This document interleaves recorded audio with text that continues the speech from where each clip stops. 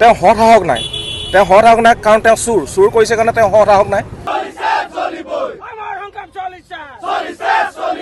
Krishna Agarwala blacklist আমি নকৰিম, Krishna Agarwala blacklist হ'ব। কালি শৃংখল শইকীয়াদেৱে কৈছে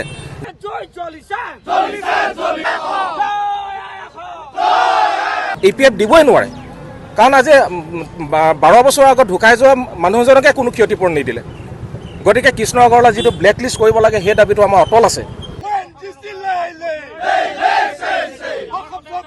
জ্যোতিপ্ৰসাদ আগৰৱালাক আজিৰ তাৰিখত আমি শ্ৰেষ্ঠ অসমীয়া হিচাপে অভিহিত কৰিব পাৰোঁ। এই দালালজনক আমি অসম বিৰোধী চক্ৰান্তত লিপ্ত এজন দালাল হিচাপে অভিহিত কৰিছোঁ।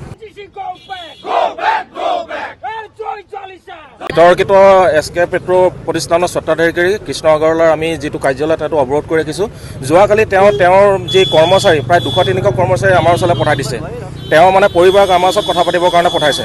আজিৰ তাৰিখত যদি আমি কৃষ্ণ আগৰৱালাক সঁচাকৈ অসম আৰু অসমীয়া বিৰোধী এজন মানে দালাল হিচাপে আখ্যা দিবলৈ আমি অপৰাগ নহয়, মানে বাধ্য হৈছোঁ। কাৰণ তেওঁ সৎ সাহস নাই, কাৰণ তেওঁ চুৰ কৰিছে কাৰণে তেওঁ সৎ সাহস নাই। যদি জ্যোতিপ্ৰসাদ আগৰৱালাক আজিৰ তাৰিখত আমি শ্ৰেষ্ঠ অসমীয়া হিচাপে অভিহিত কৰিব পাৰোঁ, এই দালালজনক আমি অসম বিৰোধী চক্ৰান্তত লিপ্ত এজন দালাল হিচাপে অভিহিত কৰিছোঁ।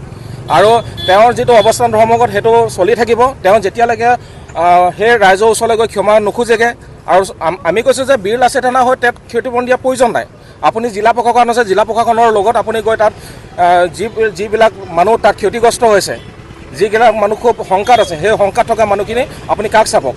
সেইটো নকৰি তেওঁ বিভিন্ন তৃতীয় পক্ষৰ লগাই আমাক মেনেজ কৰাত তেওঁ লাগি আছে। ব্লেকমেইলিং নহয়, তেনেকুৱা ল'ৰা বীৰ লাচিত সেনা আমাৰ এতিয়া সংগঠন কৰি থকা 20-22 বছৰ হ'ল। তেওঁলোকক আমি কৈছোঁ তেনেকুৱা কৰ্মচাৰী আমি কৈ পিনে বহুত কৰ্মচাৰীক আমি নিয়োগ কৰিছিলোঁ। গতিকে তেওঁলোকক অকণমান ছেক্ৰিফাইচ কৰিব লাগিব। তেওঁলোকক কৈছে যে যদি বীৰ লাচিত সেনাই কাৰ্যালয়টো বন্ধ কৰি থাকে তেওঁলোকৰ চাকৰিটো যাবগৈ বুলি কৈছে। কিন্তু আমি কৈছোঁ যে সেই ক্ষেত্ৰত এজন অসমীয়া হিচাপে সেই কৰ্মচাৰীসকলেও কিন্তু সেই ক্ষেত্ৰত আগবাঢ়ি আহিব লাগিব।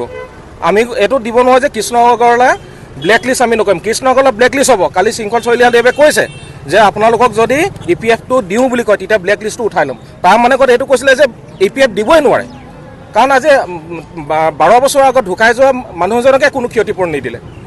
গতিকে কৃষ্ণ আগৰৱালা যিটো ব্লেকলিষ্ট কৰিব লাগে সেই দাবীটো আমাৰ অটল আছে, সেইটো অটল থাকিব। আৰু তাৰ ক্ষেত্ৰত আমি সোমবাৰে ONGCত আমি অৱস্থান ল'ম। ONGC বন্ধৰ দৰে কাৰ্যসূচী অনাগত সময়ত আমি গ্ৰহণ কৰিম।